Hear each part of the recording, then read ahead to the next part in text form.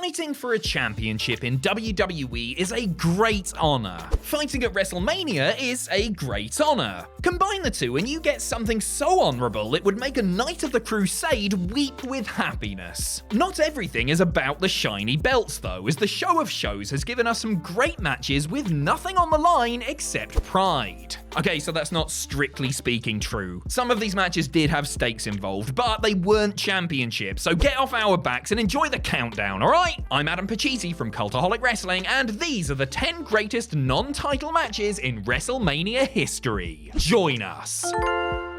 Number 10, Bray Wyatt vs John Cena at WrestleMania 36, Night 2. We might be getting off to a controversial start with this one, as some would say that the Firefly Funhouse match wasn't actually a match at all. But hey, if WWE can count it, then so can we. Also, it was absolutely spectacular. 6 years after John Cena halted Bray Wyatt's momentum by beating him at WrestleMania 30, the two men squared off again in front of, well, nobody. This was, of course, right at the start of the pandemic, aka the really bad times. WWE made the best out of this crappy situation by giving Bray the creative keys to this match. He was able to construct a trippy, psychedelic tour through Cena's past, which included highlighting some of the more questionable things the character had ever done. He took shots at Cena's perceived crushing of up-and-coming talent, his backstage privilege, and his supposed part in driving away so many people from wrestling. This was WWE's equivalent of an art house film, a complex character study on one of the most controversial figures in the company's history. Was it a wrestling match in the traditional sense? Not at all. Was it a divisive stroke of genius? I think so.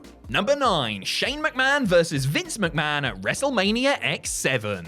Stick with me here, we will get to some proper matches with proper wrestlers in them soon, I promise. Despite not being actual wrestlers, and despite Vince being in his mid-50s at the time, this father-son clash from WrestleMania X7 is an all-time classic. Mr. McMahon was making his family's life a living hell in 2001. He had drugged his wife, taken on Trish Stratus as his mistress, and put his poor daughter Stephanie through several lifetimes of abuse in the space of a few months. Stepping up to take his dad to task and put his tyranny to an end was new WCW owner Shane McMahon, who challenged his father to a street fight at WrestleMania. With more smoke and mirrors than a glass factory on fire, the McMahon boys put on a soap opera spectacle for the ages. Interference, betrayals, trash cans, this match had it all. In the end, Shane got revenge for his family by beating his old man to a thunderous ovation. This match is the absolute pinnacle of the sports entertainment philosophy, and everybody loved it. Don't believe me? Just listen to that Road Warrior pop when Linda gets out of her chair. Number 8, the Money in the Bank ladder match at WrestleMania 21. Alright, you can all come out now, we've got some actual wrestling for you, killjoys. For 5 years, the Money in the Bank ladder match had its home at WrestleMania. From 2005 to 2010, anywhere between 6 and 10 wrestlers battled it out to retrieve a briefcase that would guarantee them a World Championship match at any point within a year. Whilst all these matches are special in their own way, we had to give this spot on the list to the one that started it all. Chris Jericho, Chris Benoit, Christian, Kane, Edge and Shelton Benjamin were the guinea pigs for this experiment, and they all played their parts to a T. The match more than lived up to its hype, delivering on all of its potential for action and drama. Suplexes off ladders, chokeslams off ladders, Shelton Benjamin breaking physics to run up a ladder and clothesline Jericho. These are just some of the memorable spots that made this human car wreck so much fun to witness. Edge would be the first man to grab the famous briefcase, but all 6 of the competitors made history on this night. A tremendous start for what is now one of WWE's signature matches. Number 7, The Ultimate Warrior vs Randy Savage at WrestleMania 7. At WrestleMania 3, Randy Savage and Ricky Steamboat put on one of the greatest WrestleMania matches of all time for the Intercontinental title. At WrestleMania 6, The Ultimate Warrior's battle with Hulk Hogan became one of the most iconic main events in the show's history. Put these two together and what do you get? Well, lots of performance-enhancing drugs and crazed shouting, but also another match for the ages. This all started when the Macho King cost Warrior his WWE title at the Royal Rumble. The two megastars would face off at Mania 7 with each man's career on the line. After a dramatic back and forth that included Warrior kicking out of 5 consecutive flying elbows, the Ultimate One put Macho down and forced him to retire. The drama only ramped up when Queen Sherry attacked her former charge, only for Miss Elizabeth to rush to the ring and save her estranged husband from a kicking. In that moment, we were all that one fan wearing the hat and glasses. You know the one. A great mix of in-ring performance and storyline emotion, this match is so good that it doesn't even matter that Savage's retirement only lasted a couple of months. Number 6, Shawn Michaels vs Ric Flair at WrestleMania 24. Speaking of not staying retired, in late 2007, Vince McMahon announced that the next singles match Ric Flair lost would be his last. The Nature Boy rode his luck all the way to WrestleMania 24, where he shared the ring with Shawn Michaels. HBK and Slick Rick put on a masterclass in audience manipulation. Everyone knew that this would be Flair's swan song, as there was no way he could conceivably beat Michaels. But in the magical way that only wrestling can provide, these two made you believe. Every near fall was a heart stopper, every comeback a bolt of electricity, and that iconic shot of Michaels mouthing, "I'm sorry, I love you," before putting Flair away is enough to send shivers down your spine. Despite being nearly 60, Flair put in an all-time great performance in this match. He even hit something off the top rope, for goodness sake. He never did that. Sure, there are better worked bouts out there, but in terms of a special feeling surrounding a match, there aren't many that can touch this one. And you know what? If we forgave Savage for breaking his retirement, I suppose we have to forgive Rick too. Number 5, The Rock vs Hulk Hogan at WrestleMania 18. Neither The Rock nor Hulk Hogan were ever regarded as the best technical wrestlers on the planet, but what they were great at was holding a crowd in the palm of their hand. And on this night in Toronto, that is exactly what they did. After the Hulkster made his triumphant WWE return as part of the NWO, fans were chomping at the bit to see a dream match between him and Stone Cold Steve Austin. That never happened, but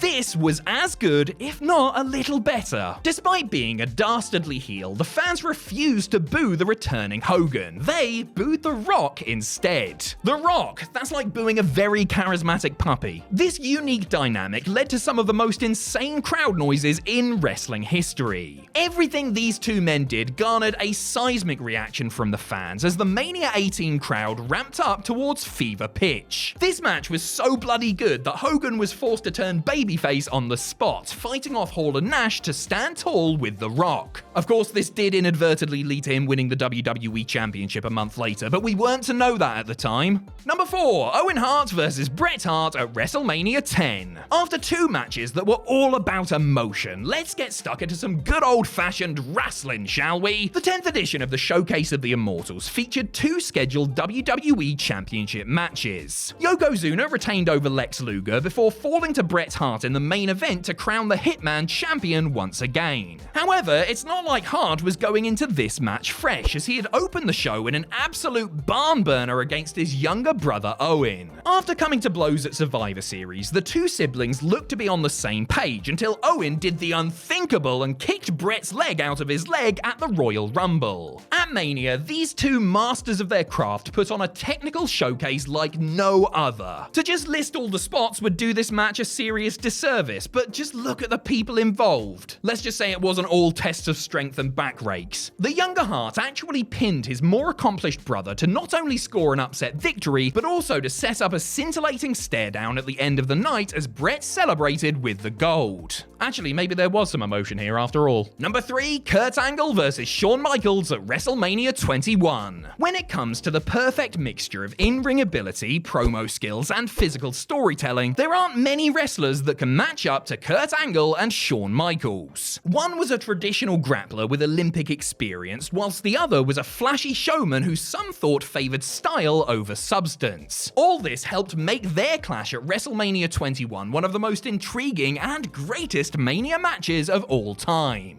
Angle kept trying to beat Michaels with his technical mastery, but Shawn did what he did best and frustrated him. He kept finding new ways to get out of Angle's moves, throwing in his own amateur wrestling to annoy the Olympic gold medalist even more. Word of advice, Shawn, don't piss off a man who could snap your foot clean off if he wanted to. The wrestling machine finally put the showstopper down with a vicious ankle lock after almost half an hour of wrestling heaven. These two men could pull magic out of thin air, so it's no surprise that they excelled when put together. Also, this feud gave us Sexy Kurt, which is enough to get it on this list on its own. Number 2, Bret Hart versus Stone Cold Steve Austin at WrestleMania 13. The build-up to WrestleMania 13 was all over the place. First, Shawn Michaels was champion, then Bret Hart, then Sid. Austin won the Royal Rumble, but because he cheated, The Undertaker took his place in the main event. Thankfully, out of all this carnage came the grudge match to end all grudge matches. Hart went into this match as the embodiment of the company's past, clean-cut, respectful, and humble. As for Austin, he was the total antithesis of those things and a sign of things to come in wrestling's future. To settle their differences, these two titans met in an I Quit match officiated by Ken Shamrock and his tiny little shorts. After some of the most intense fighting WWE fans had ever seen, the match ended with one of the all-time great closing spots. A bloodied Austin was locked deep into Bret's sharpshooter as the Canadian demanded that the Texan give up. Defiant as always, Austin chose to pass out from the pain, cementing himself as a megastar in the process. A great wrestling match is one thing, but one that changes the entire course of the industry? That is something special. Number 1, The Undertaker versus Shawn Michaels at WrestleMania 25 and 26. Alright, we couldn't pick between the two, but you know what? We shouldn't have to. When The Undertaker and Shawn Michaels met at WrestleMania 25, they put on what many still consider to be the single greatest match in the show's history, non-title or otherwise. Even after half an hour of breathtaking spots and masterful storytelling, the tale was not over though. 1 year later, after months of obsessively trying to get Taker to agree to a rematch, HBK battled and lost to the dead man, ending his career in the process. These matches are like takeaway pizza and shoddy garlic dip. You cannot have one without the other. There's so much context that you need to have seen both in order to fully understand them. In actual fact, there's about a dozen other matches and moments that you need to see to get the full story. Classic moments, a legendary storyline, and an intangible feeling of greatness sitting across them. There was just no separating the two Taker Michaels Mania matches, so they're both our number 1.